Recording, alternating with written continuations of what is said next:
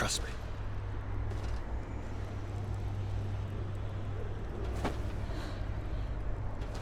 You won't regret it, cousin.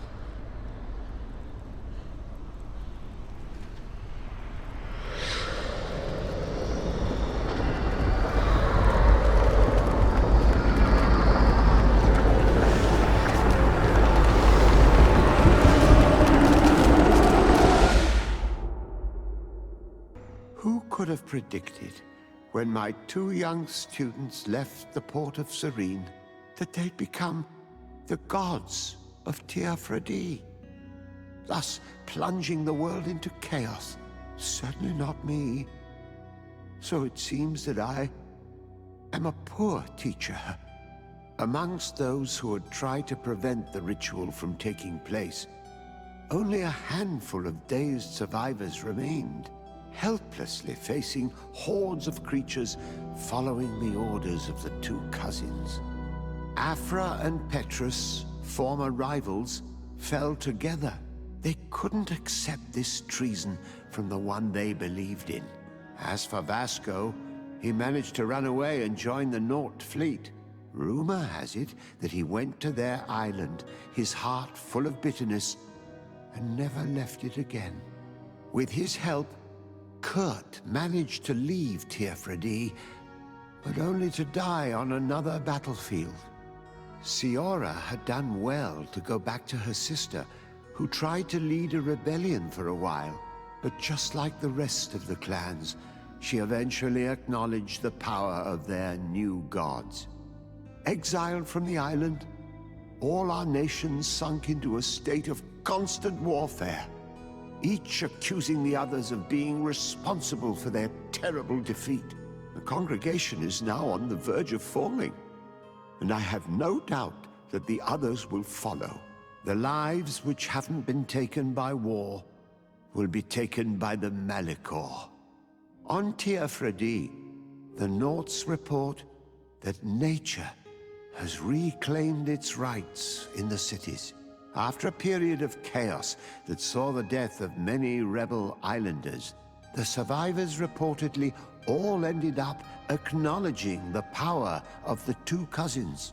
But sadly, this is nothing but hearsay, since the news we receive is scarce and getting even more so. All you have to do is come.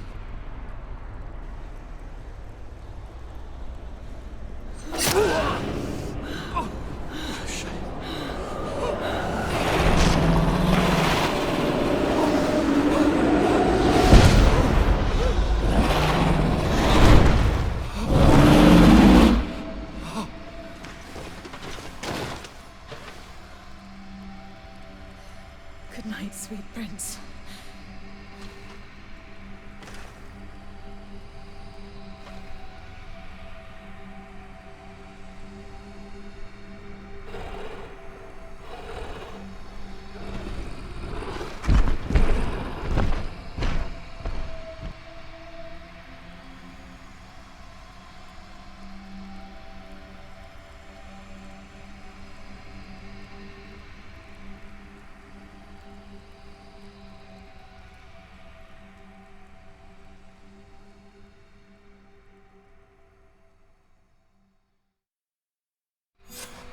After the fall of Constantine, my young student managed to establish stronger links between the old nations and the natives.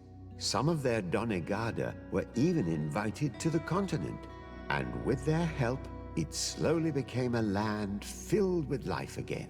And for the first time in a long while, the number of cases of the Malicor is decreasing. Those who bravely fought at Dorhad Genadu were celebrated everywhere. After all, if it weren't for this unlikely alliance, the island would have fallen into Constantine's greedy hands. Sieglinde took Kurt as an advisor, but he insisted on keeping his place alongside his former student and friend, watching her back as he always had. Siora obtained the title of Marl of the Red Spears alongside her twin.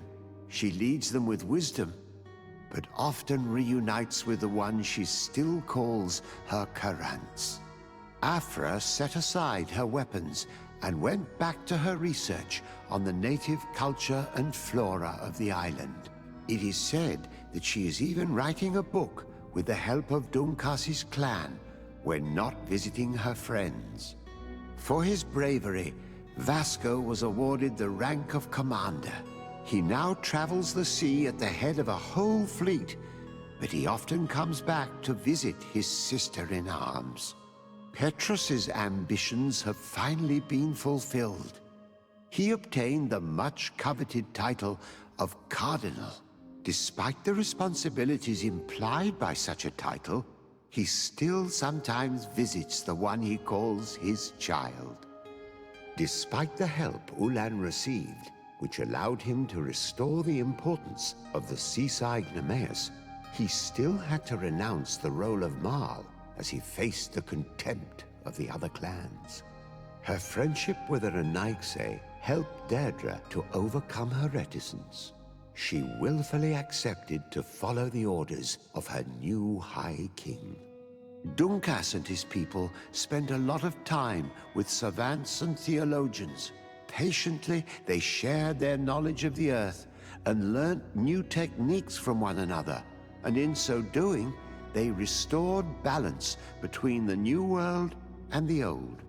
The natives' hostility towards the Alliance has not diminished, and Governor Byrne is in a delicate situation, especially considering some sordid rumors in Al-Sad regarding the practices of the scholars he protects. The public revelations of St. Matthias's life led to a deep change in Thélème. The Ordo Luminis was dismantled for good, and the missionaries' purpose is now to establish dialogue rather than conversion. Admiral Cabral had to face a mutiny as it became apparent that the Guard had been informed of the Nort's secrets. More secretive than ever, the Norts withdrew, only accepting the Seaborn amongst them. Under Sieglinder's control, the Guard returned to the honorable values that had made its reputation.